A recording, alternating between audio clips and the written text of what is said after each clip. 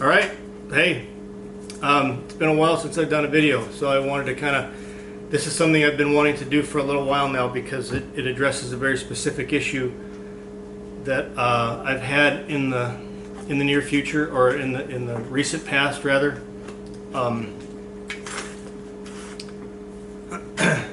That has made a difference, and I wanted to share it with you folks because I think it's important, and it doesn't waste our time and our money. All of these components that we do, that we purchase when we build arrows or build a bow or do anything, really anything, right? Because like everything costs quite a bit of money. You can easily spend, I mean, it's almost without even trying, you can spend $150 on a dozen arrow shafts. That shit ain't cheap. Neither is your pack or your boots or your bow or whatever. Anyway, it's been a little while since I've done a video. About 3 weeks ago, I got the HIV,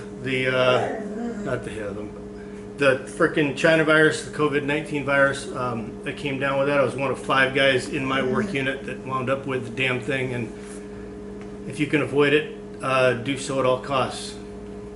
I wasn't hospitalized. It wasn't quite that serious. I was a moderate case, I guess. But it was no fun, man. And if you think the flu is bad, the flu is bad. But it ain't persistent like this, man. It doesn't take you 9 or 10 days before you even begin to feel like you're ahead of it. So anyhow, be that as it may. Yeah, I'm going to talk about arrows a little bit here because this is something that's been bugging me, and I think it's a question on people's minds, and people make a lot of assumptions. So this year I am shooting, I think I've mentioned this in past videos, I'm shooting the Easton Pro Comp shafts.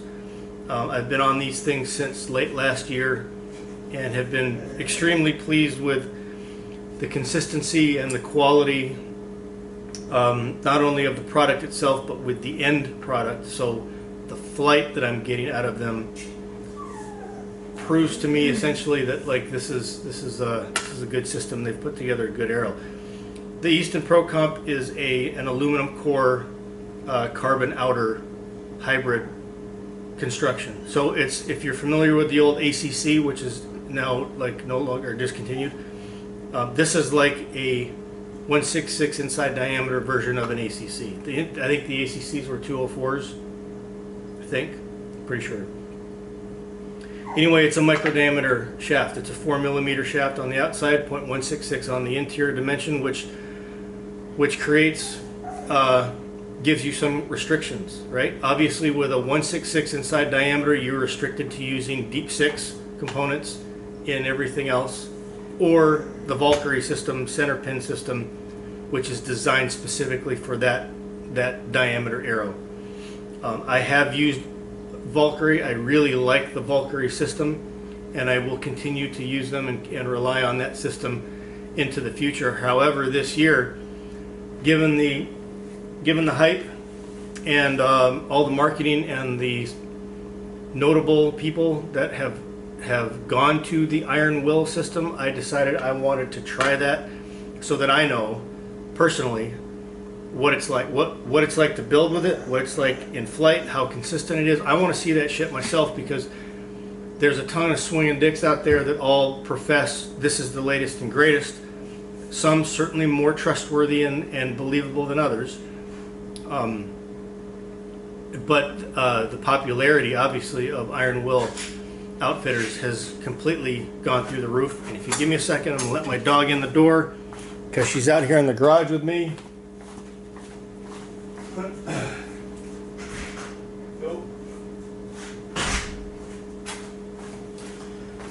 Sorry, yeah, for those of you that don't know, just as a side note, I live in the Phoenix, Arizona, the Phoenix Valley of Arizona, and I don't know what the temperature is in my damn garage right now, but it ain't air conditioned, and it's well over 100 degrees in here, and it's 5 after 8 o'clock in the evening, so it's hot. My dog gets hot. Anyway, yeah, the Ironwill system, super popular, but it is a commitment. It's an investment. The stuff ain't cheap, and so it's, I mean, you're making a commitment when you go with that system. you're also not going to find them on the shelf somewhere. So if you've got 6 arrows in your quiver, all equipped with Ironwill broadheads, and you fall and snap all of them, or you lose them or something like that, it's not like you're going to run to your local archery shop and pull them off the rack. The broadheads aren't going to be there, neither are the components. And if you're not going to commit to the whole system, meaning the inserts that Ironwill produces, the hardened steel, high tolerance inserts that they produce, and their footer and whatever, the entire system, then I mean, the quality of the broadhead speaks for itself. But I'm one of those guys that, like, if I'm gonna give a new system like Ironwill a try, or like the Valkyrie system a try, then I want to be like all in with it, so that I am educated personally, firsthand, of what it's like to build, use, shoot, all those things. I want to know what it's all about. Anyway, so here's how this works. Ironwill has, I don't know what kind of contractual thing they have with Easton. Whatever, it's none of my business. Doesn't matter. So this is, I don't know if you can see this well because of focus issues, but so this is the Ironwill 50 grain hardened steel deep 6 insert. Okay. It's rather long. This is a 50 grain insert. They make a 25, 50, 75, and I believe a 100 grain insert. And the 50 grain insert is 1.5 inches long. So that's 1.5 inches long, hardened steel, higher tolerance, much stronger component, I guess, excuse me, than like your standard Easton Deep 6 insert. I don't know what the numbers are. That's Bill's thing at Ironwill. He can answer all those questions way better than I can. This is the footer. So he calls it a sleeve. This is the titanium 10 grain footer sleeve that he sells on his website, and it is 3/4 of an inch long. Okay, and obviously it's a footer. It goes on the outside of the shaft. This is 10 grains. The 25 grain one is made out of steel also, just like the insert, and it's slightly longer. I want to say it's 1 inch longer, or I mean, not 1 inch, 1/4 inch. I think it's a 1 inch, maybe slightly over, long footer that fits on the end of the shaft. So here's the issue. Okay, so Deep 6 has never had like a phenomenal reputation. People are not flocking to the store to convert their shit over to Deep 6 because it's the latest, greatest. It's not. It was created, I don't know why it was created. I'm not in the mind of Easton. But somebody had to address the ability to screw in broadheads, field points, whatever, into these micro diameter shafts, which have a 0.166 inside diameter dimension inside the shaft, right? So everything had to be downsized.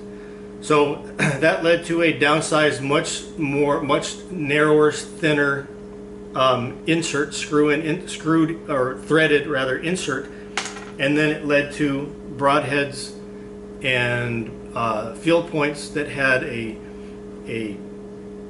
smaller diameter shank with the threads.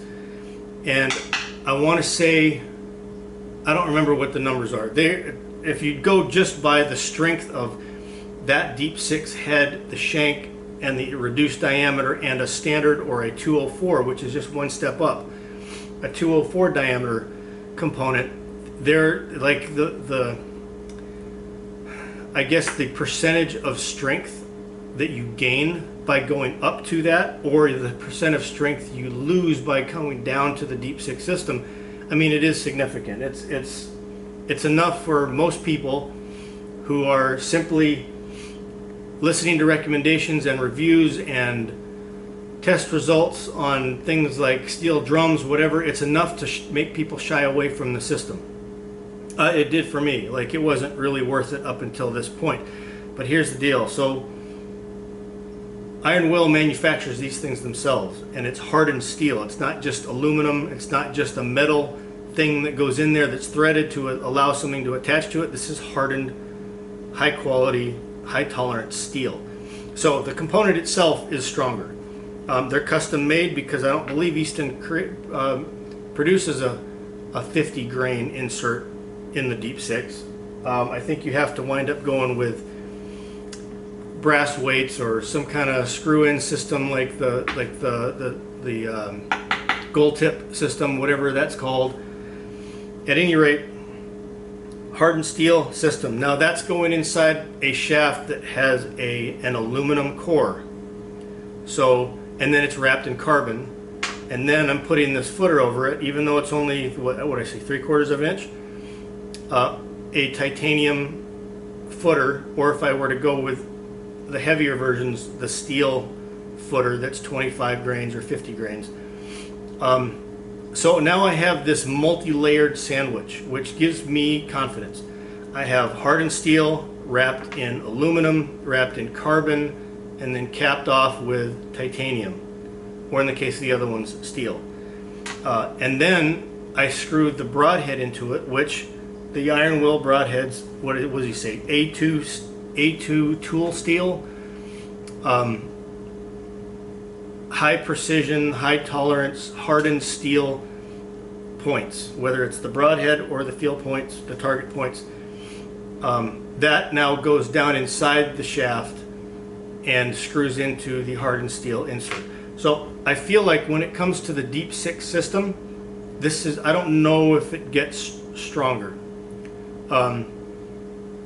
Maybe it does. I've shot the day 6 gear shafts, which are also micro diameter on the inside, 0.166, but significantly larger in outside diameter because it's a very thick walled shaft. There is no aluminum core in that, but it's a very thick walled carbon matrix, whatever the hell they put in it. That's a very durable shaft. That might work also. I mean, I don't know. But so here's how this works, and herein lies the problem with me with the Deep 6 system. So this is the typical tool. Where's the focus? There's a typical tool that you get in the package from Easton. Plastic, it's got 2 ends on it right there, right? What you have here is you have a tip that goes inside the threaded portion of the insert, and then there's a shoulder that locates on the top of the insert, and then that's what actually presses it into the correct depth, which is this entire stem length. Okay, correct depth. If you get the damn insert too deep, you get almost 0 thread engagement, or at least reduced thread engagement. If it's really too deep, then it doesn't, you get none, and you've ruined that shaft and wasted the insert. If you go too shallow, you get 100% thread engagement, but now you have a gap between the end of your shaft and the shoulder of the point, whatever point you're using. So now you have a gap. Well, nobody wants that shit either, right? These things are designed to fit snugly and tightly up against the end of the shaft. Okay. So I have tried modifying this one. I've sanded down the little point part, the tip part that goes into the insert, to try to make it release a little bit easier, because part of the problem is plastic, soft, hardened steel insert that's threaded. Now you get the plastic hanging up on the threads and it wants to pull it back out. Whatever. This is not anything like what you would consider a precision tool, especially when I'm trying to put together a precision projectile. So I invested I bought the Ironwill Outfitters insert installation tool. This is built specifically for the inside diameter of the shaft that you're building. And it is a steel, high precision piece of equipment. Now, the thought is steel. When I put this thing inside the threaded portion, there's nothing for those threads to bite. Okay, so I reduce the amount of I reduce the likelihood of, once I set this at the correct depth, and then I try to pull the tool out, it reduces the possibility of bringing the insert out with it, which is a pain in the ass. So it has to fit down to a specific depth to get good thread engagement with the points you're putting in, and to locate in the right place. Now that brings me to the subject of glue. I've long been a fan of the AAE, whatever that black glue is called, Max Impact, I think. It's black, it looks like this, it's got like this pulverized rubber compound in there or whatever else. This stuff seems to be flippin' awesome for being durable against the impact of shooting a lot, even into foam targets. However, the stuff is, number one, it's expensive. Number two, it is still a cyanoacrylate. It's still a frickin' super glue. So the stuff sets, grabs, hardens like that within seconds. So here's the problem with putting this damn thing in with a tool that is not equally precise and wants to pull it back out. You feel like you want to rush when you put this in because you have super glue. It's got to get to the right depth, because I've had it where I've tried to go slowly and I've wound up having the glue set right there with half the insert sticking out, and there are no more frustrating things than paying a lot of money for expensive high tolerance precision shafts and then fucking it up by doing that and having the insert glued in. I mean, what's your option? Cut that end off below the insert, split it with a Dremel tool, peel it off, clean it up, then try to reuse it. I'm saying this because I've done it, and it's a waste of time, it's a waste of money, and it's a waste of a shaft. So anyhow, super glue works great for putting like the footer or some kind of sleeve on there. Okay, works great for that because it's not that, I mean, you're not losing the component inside of the shaft, but we'll talk about this in a minute. So this rubberized glue is great stuff for a lot of things. However, when it comes to this, I've started using 5-minute epoxy. This is a 2-part epoxy. This is just a cheap DevCon home epoxy. I don't feel like I need to spend an exorbitant amount of money on the highest quality, strongest epoxy out there, because considering what I'm building, I'm sure this is okay. So I mix some of this stuff up. I stick it onto the outside of the insert. I use this tool, and when I place this inside the shaft and I run it down there carefully, and then once it's in the shaft, I rotate this counterclockwise, like in an unscrewing motion, right? Counterclockwise, and gently pull it out. One of the important things about this is that it does not fit so tightly into that shaft that it creates a vacuum, so that when I pull this out, it pulls it up regardless of whether or not it's actually grabbing onto the tool. This plastic shit will do that, because again, it's just mass-produced plastic garbage. So once I set this thing in there into that proper depth, it sits in the shaft. I want you to see this because this will be important in a moment. Oh my God, come on, focus. What am I doing here? Okay. So the depth at which this insert is supposed to be, based on the depth gauge of this tool, is literally 1 3/4 inches. I'll show that to you right now. 1 3/4 inches. Oh, sorry folks, I'm sweating out here. It's hot as balls. 1 3/4 inches. Well, actually, it's 1 7/8 inches. So this thing will seat the bottom end of this insert will stop at a depth of 1 7/8 inches from the end of the shaft. That's a fairly deep system. Okay. So here's the deal. If I start pulling this thing out of the shaft and I get some movement, the epoxy allows me the ability to maybe redo it, okay? Move it around just a tad. Now, it's move it around as in push it deeper in there, and this is another concern you have to be very careful of. When you're using this cheapy tool, if you notice that it pulls out and it's obviously like maybe it's right at the end of the shaft, or it's very just inside the shaft, when you go to put this thing back into the threaded insert part inside the shaft, it's very easy to get the very point of this little tit not inside the insert but onto the edge of the insert, and now you push it in what, 1/8 of an inch too deep, and now you compromise thread engagement or you lose it altogether. So this is why investing in this tool, using 5-minute epoxy that doesn't set immediately, and taking your time and being careful, this is where all that stuff really comes in, because now you screw this up and you start ruining things and you start costing yourself money. And you're not going to find Easton Pro Comp shafts sold individually, so it's not like you're going to be able to replace 3 of them. You're going to have to buy a whole nother dozen.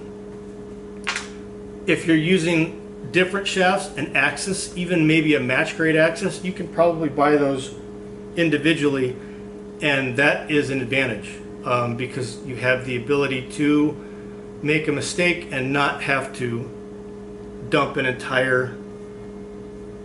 the cost of an entire dozen back into it just to make up for those 2 or 3 shafts that you messed up.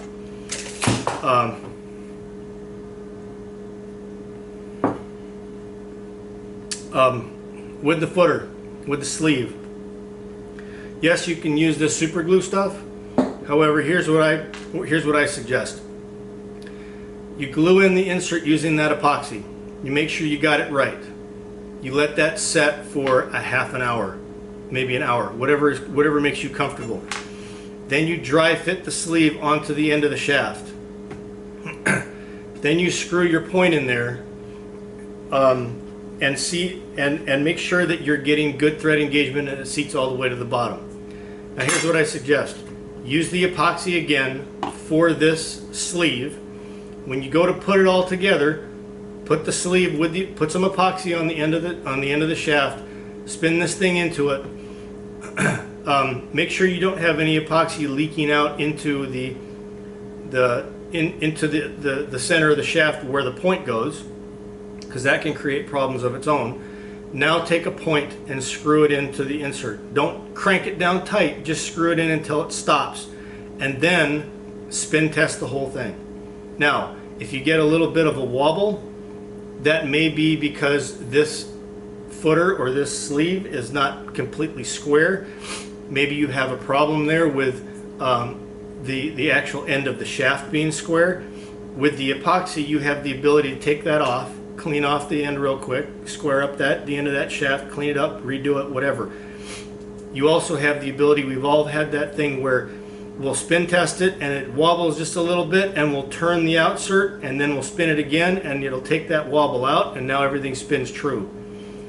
So again, the epoxy thing gives you the working time in order to deal with that. So that's something that I would suggest that you do. It's an advantage of that epoxy over fast set gel or super glue, and I think it will ultimately result in a more successful build for you that works the way you want it to and doesn't waste your time and money. Okay, I'm going to shut this off and split it into another one because I got another issue that I want to address, but I'll make it a separate video so that you guys can pick and choose what you're watching. Thank you again for supporting Dead Drift Consulting and for watching the channel. I know there's a ton of this stuff out there and everybody's trying to be an internet star, and that's certainly not me. But I go through the time, trouble, and expense to actually do these things so that I know for myself, and it's a personal journey.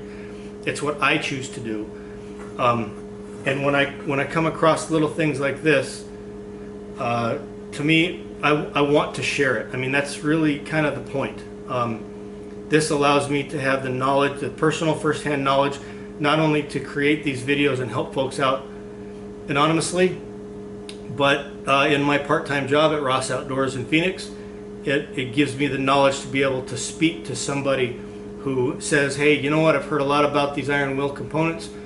I really want to try it, but good grief, they're expensive. Like, what do you think? Do any of you guys use them? Well, if you've never used them, then you can't really give like an actual opinion.